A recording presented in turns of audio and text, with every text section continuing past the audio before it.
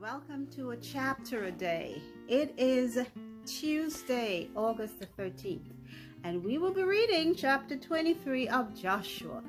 So yesterday we read about how there was a misunderstanding between the 2.5 tribes that had land before Jericho and then those that had land in Jericho area.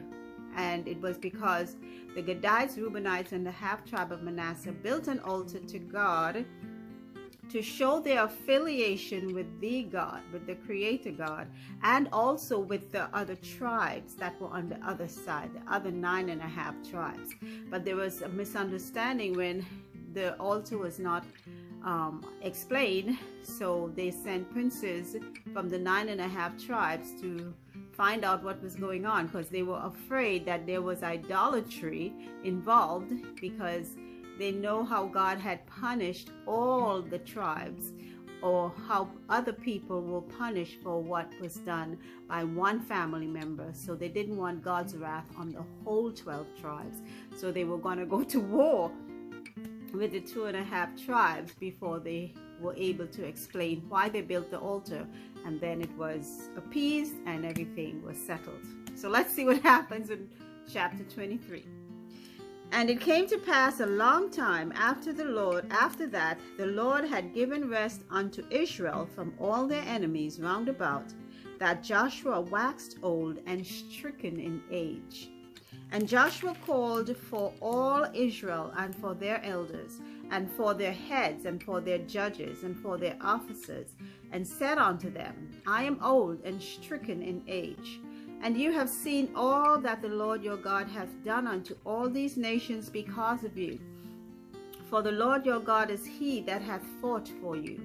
Behold, I have divided unto you by lot these nations that remain, to be an inheritance for your tribes from Jordan, with all the nations that I have cut off, even unto the great sea westward. And the Lord your God, he shall expel them from before you, and drive them from out of your sight, and you shall possess their land, as the Lord your God hath promised you. So Joshua is old. He may know that he's about to die, so he has called all of the elders that represent all of the tribes to come together, and he is giving them a talk, more so like what Moses did. Verse 6. Be ye therefore very courageous to keep and to do all that is written in the book of the law of Moses, that you turn not aside therefrom to the right hand or to the left, that you come not among these nations, these that remain among you, neither make mention of the name of their gods, nor cause to swear by them, neither serve them, nor bow yourselves unto them, but cleave unto the Lord your God, as you have done unto this day.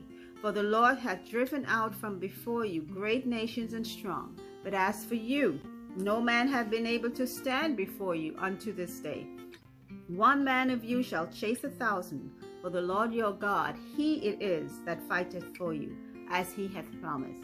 So Joshua is just reiterating to them, hey, there are tribes that were left back, because remember we kept reading they were unable to conquer at least one tribe or one group of people for each tribe. So he's telling them, when you get into these cities, or as you are in these cities, do not mingle with these people. Not because they are there, you have to mingle with them.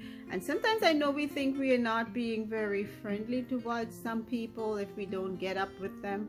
We can be polite and respectful, but we don't have to mingle. Some of us think we got to get in there and show, hey, yeah, we one of you guys. No, you're not supposed to be one of them. And that's what I think has happened to a lot of God's people. We don't want to be peculiar. We don't want to stand out. We don't want to stand alone. So many times we go with the crowd, go with the flow, and usually the flow is going in the wrong direction. Okay, verse 11. Take good heed therefore unto yourselves, that you love the Lord your God. Else if you do in any wise go back and cleave unto the remnant of these nations, even these that remain among you, and shall make marriages with them, and go in unto them, and they to you, Know for a certainty that the Lord your God will no more drive out any of these nations from before you, but they shall be snares and traps unto you, and scourges in your sides, and thorns in your eyes, until you perish from off this good land which the Lord your God hath given you.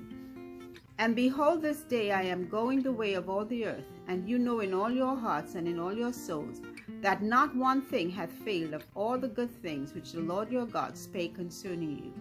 All are come to pass unto you, and not one thing hath failed thereof. Therefore it shall come to pass, that as all good things are come upon you, which the Lord your God promised you, so shall the Lord bring upon you all evil things, until he have destroyed you from off this good land which the Lord your God hath given you. So Joshua is telling them, just like God blessed you with good things, he will allow destruction to come upon you if you disobey his word. Don't mingle with those people. Stay apart. You are God's people. Stay apart. If it's anything, if you can influence them, that's fine. But if they're going to influence you, stay away from them. Okay, so now we're going on to verse 16. When you have transgressed the covenant of the Lord your God, which he commanded you, and have gone and served other gods, and bowed yourselves to them, then shall the anger of the Lord be kindled against you, and you shall perish quickly from off the good land which he has given you. And that is the end of chapter 23. Joshua again is reiterating, just like Moses did, keep God's commandments, stay in God's will, God will bless you. If you go outside, you will suffer the consequences, and that's just how it is for us today as well. So that's the end of our reading for today. Remember, faith comes by the hearing of God's word. So until then, keep listening. Bye.